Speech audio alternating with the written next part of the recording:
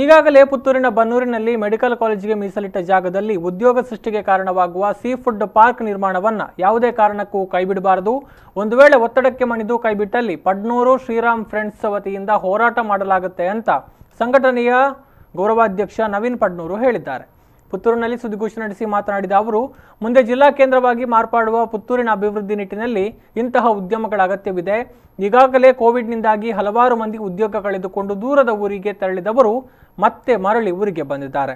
Seafood park ನಿರ್ಮಾಣಗೊಂಡಲ್ಲಿ ಸ್ವಉದ್ಯೋಗದ ಜೊತೆಗೆ ಇತರ ಉದ್ಯೋಗ ಸೃಷ್ಟಿಯಾಗುವ ಭರವಸೆ ನಮಗಿದೆ ಅಂತ ಹೇಳಿದ ಅವರು, ಸೀಫುಡ್ ಪಾರ್ಕ್ ನಿರ್ಮಾಣವಾದರೆ ಮುಖ್ಯವಾಗಿ ಬನ್ನೂರು ಪಡ್ನೂರಿನವರಿಗೆ ಉದ್ಯೋಗ ನೀಡುವಂತಾಗಬೇಕು.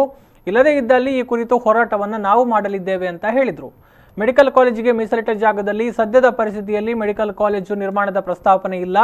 ಆದ್ದರಿಂದ ಈ ಜಾಗದಲ್ಲಿ ಸೀಫುಡ್ ಪಾರ್ಕ್ ನಿರ್ಮಾಣ ಮಾಡಿ ಮೆಡಿಕಲ್ ಕಾಲೇಜು ನಿರ್ಮಾಣಕ್ಕೆ ಬೇರೆ ಜಾಗ ಹುಡುಕಬೇಕಾದ ಅಗತ್ಯವಿದೆ ಅಂತ ಹೇಳಿದರು. ಸುದ್ದಿಗೋಷ್ಠಿಯಲ್ಲಿ ಅಧ್ಯಕ್ಷ ಯತೀಶ್ ಪಂಜಿಗುಡ್ಡೆ, ಸಂಚಾಲಕ ವಿಶ್ವನಾಥ, ಸಹ ಸಂಚಾಲಕ ಲೋಕೇಶ್ ಉಪಸ್ಥಿತರಿದ್ದರು. ನಮ್ಮದು ಕೂಡ ಬೇಡಿಕೆ ಇದೆ, ಮೆಡಿಕಲ್ ಕಾಲೇಜ್ ಆಗಬೇಕು.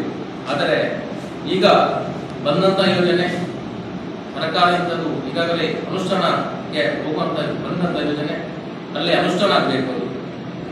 ಇದರಿಂದಾಗಿ ನಮ್ಮ ಗ್ರಾಮದ ಯುವಕರಿಗೆ, ಪುತ್ತೂರಿನ ಹಲವಾರು ಯುವಕರಿಗೆ ಒಂದು ಉದ್ಯೋಗ ಸೃಷ್ಟಿಯಾಗ್ತದೆ. ಹಲವಾರು ಮಂದಿ ಕೊರೋನಾದಿಂದಾಗಿ ಇದೀಗ ಉದ್ಯೋಗ ಇಲ್ಲದೆ ನಮ್ಮ ಗ್ರಾಮದಲ್ಲಿದ್ದಾರೆ, ಪುತ್ತೂರು ತಾಲೂಕಿನಲ್ಲಿದ್ದಾರೆ. ಅವರೆಲ್ಲರಿಗೂ ಕೂಡ ಒಂದು ಉದ್ಯೋಗ ದೊರಕಿಸುವಂತಹ ಕೆಲಸ ಕೂಡ ಆಗ್ತದೆ.